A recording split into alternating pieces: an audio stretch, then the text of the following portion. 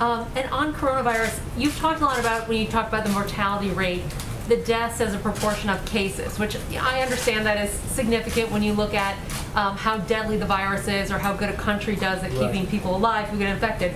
But when you're talking about the scope of this virus, when you look at the percentage of the population that's died, there's only 3 countries that have more deaths than the U.S.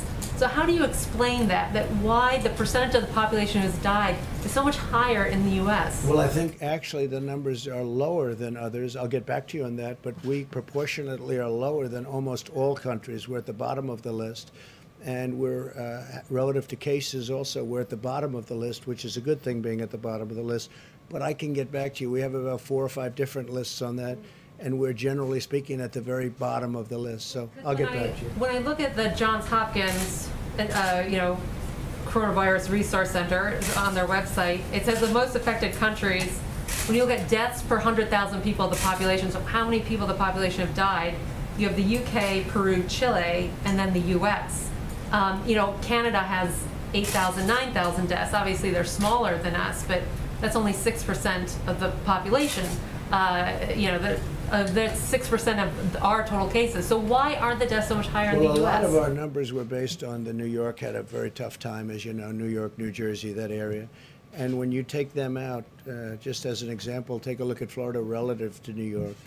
That's not to say anything wrong with New York. It was just a very tough place. People are close together. It's crowded. It's not easy. But when you take that out, our numbers are among the lowest. And even with it in, I will get back to you, but we have among the lowest numbers. They've done a fantastic job on it. Yeah, yes. Go ahead. Yes, Mr. President. I would like to ask a question about the election, but one thing on unemployment first. Are you considering taking executive action to extend or rather reinstate the unemployment benefits that expired last week if Congress can't get a deal by the end of the week? Yes. And as a general point, what rate then would you want in there? A percentage or flat rate? We are looking at it. We're also looking at various other things that I'm allowed to do under the system, and such as the payroll tax suspension. And so we're allowed to do things. We're talking with the Democrats. They seem to be much more interested in solving the problems of some of the Democrat-run states and cities that have suffered greatly through bad management. I mean, really bad management. So that seems to be where they're looking for $1 trillion to help out with cities that are run by Democrats, in some case radical left Democrats, that have not done a good job. I appreciate today the Wall Street Journal said very good things, that we did a great job in Portland by having our people go in, Homeland Security, Chad Wolf and the folks. We went into Portland, and we've done a great job, and they had that in an editorial that we really won that situation. But we want the whole, we did save the courthouse. The courthouse was going to be burned down or knocked down. It was in tremendous danger. We went in, we took care of it, and we appreciated what the Wall Street Journal said. As far as the various things that I may or may not sign, I may not have to sign. I mean, progress is being made, as you know very well, on the Hill. We'll see what happens. But I have the right, including the payroll tax suspension. We may do some things. We want to take care of the eviction problem. People are being evicted very unfairly. It's not their fault. It's China's fault. It's not their fault. And people are being evicted, and we can do that with an executive order. So if we don't get, and we want to do it relatively quickly. I mean, even from the standpoint of COVID, people get evicted and then they go into shelters, and there are thousands of people in the shelters. And this is not a time, you never want to be in a shelter, but this is not a time to be in a shelter with the COVID. They catch it, they get it, and it's no good. So I may have to do something on evictions too, because the Democrats amazingly don't want to do it. We offered them short-term deals, and we offered them lots of alternatives, but so far, the only thing they really want to do is bail out states that have been poorly managed by Democrats. Okay. And if I could on the election, sir, can I? President Trump, on the sale of TikTok, you're basically arguing that the U.S. government is going to collect a cut from a transaction, including 2 companies, in which it doesn't hold a stake in. That's unprecedented. That's never happened in U.S. history before, and the administration has offered very little explanation about how that's going to work. Can you back your statement up and provide specifics about how that would work? Did you say that's impressive? Did you actually use that term? I said it's unprecedented. Oh, well, it's almost the same thing. Not quite. I like it. I like impressive. I like impressive. Not quite. Close. So TikTok. TikTok is very successful. It does tremendous business in the United States. People are riveted by it. I mean, I have many friends, when they saw that announcement, they're calling. I think their kids love it. They don't, because they don't get to see their kids anymore. But they are. It's an amazing thing, whatever it may be. And I told Microsoft, and frankly others, if they want to do it, if they make a deal for TikTok, whether it's the 30% in the United States or the whole company, I say it's okay, but if you do that, we're really making it possible because we're letting you operate here. So the United States Treasury would have to benefit also, not just the sellers. And I said, inform.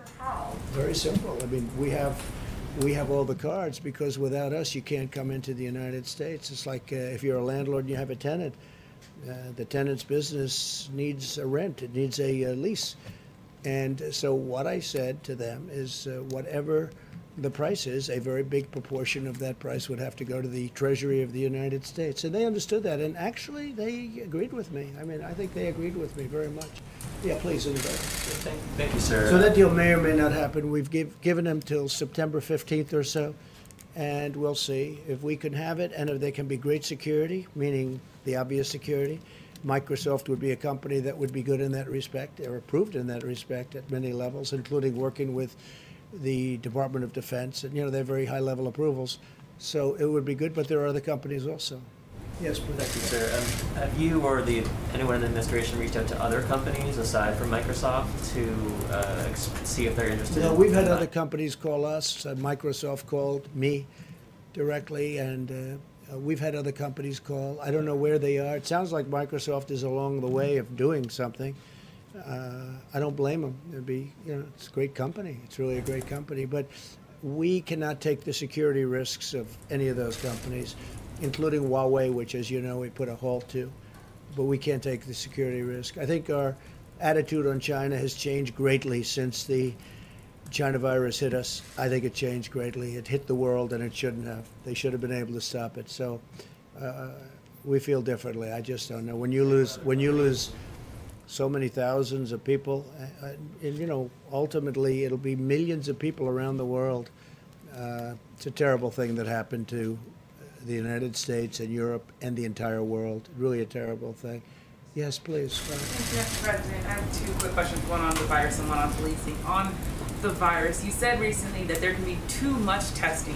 Can you explain what the downside would be from testing too many Americans for the virus, and why you haven't provided a date by which all Americans might have the same kind of testing that we have here at the White House? Well, we do more testing than anybody in the world, as I explained, and I don't mean just a little bit. If you look at India, they're at about 11 million, and we're at 61 million.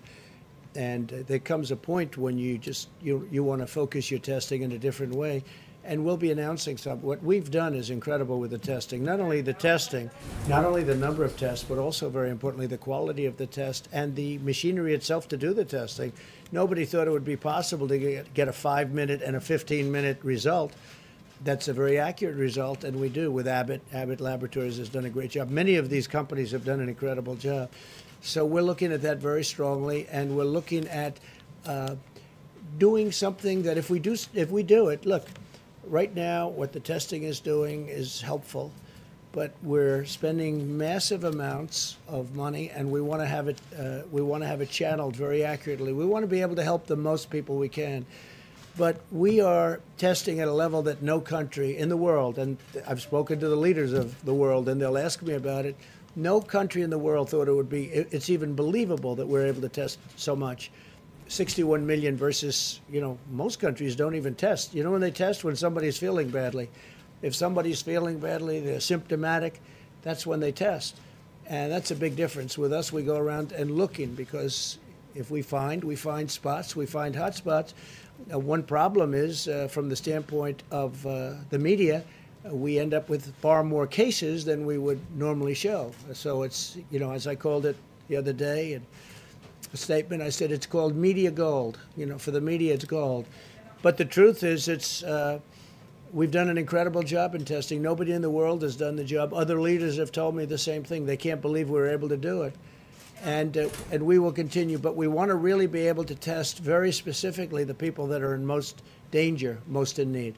Thank you, Mr. President. I wanted to ask you first about what you tweeted out earlier today in regards to Florida and your comfortableness as it relates to mail-in ballots for Florida. Okay, I'm glad you're asking. Why does that apply to Florida and it doesn't apply to mail-in balloting across the country? So Florida's got a great Republican governor, and it had a great Republican governor. It's got Ron DeSantis, Rick Scott, two great governors.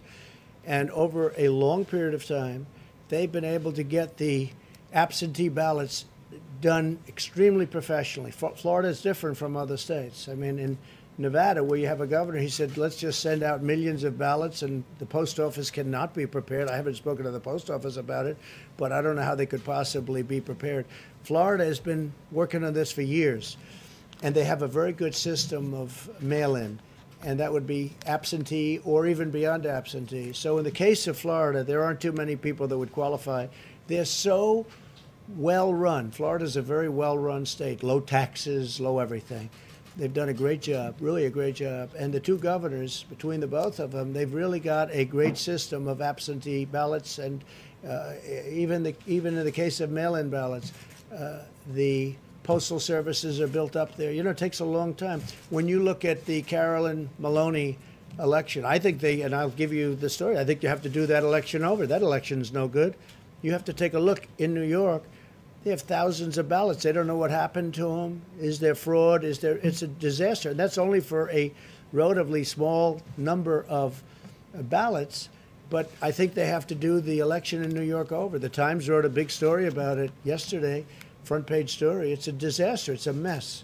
And they have to do that. I think they have to do that election over. Nobody can know what the election result is. So in the case of Florida, they've done a great job. They've had tremendous success with it. But they've been doing this over many years, and they've made it really terrific. So for Florida, you can mail in your ballots. You don't have to go. In maybe a couple of other states, they've worked out a system. But this took years to do. This doesn't take weeks or months. In the case of Nevada, they're going to be voting in a matter of weeks. And you can't do that. I can't imagine the post office could do it. All of a sudden, they're supposed to be dealing in millions of ballots. But Florida's done a great job, and we have total confidence that if you mail in your ballot in Florida, it's going to matter. Thank you all very much. Thank you. Thank you very much.